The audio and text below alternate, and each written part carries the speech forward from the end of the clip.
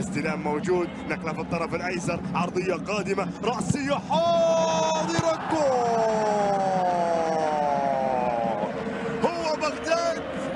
هو بغداد ينجح بونجاح بتسجيل الهدف الثالث. 3 أهداف سداوية والهدف السادس الشخصي لبغداد بونجاح، يسجل سادس أهدافه في 4 مباريات. هنا بغداد بونجاح يسجل إذن الهدف رقم 1 له في هذا اللقاء. شوف الكرة اللي مرت وشوف العرضية، يا سلام عليك، يا سلام عليك على الكرة الماضية، ويا سلام على اللاعب بغداد بونجاح. شوف وضع قدمه صح ولعبها صح وراحت للمرمى صح، وسجل هنا نادي السد.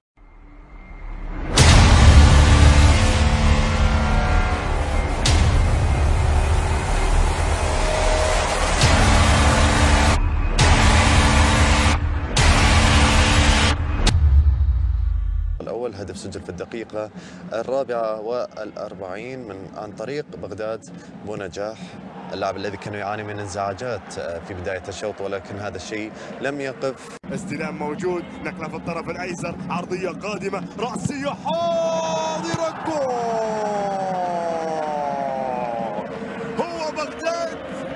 هو بغداد ينجح بونجاح بتسجيل الهدف الثالث.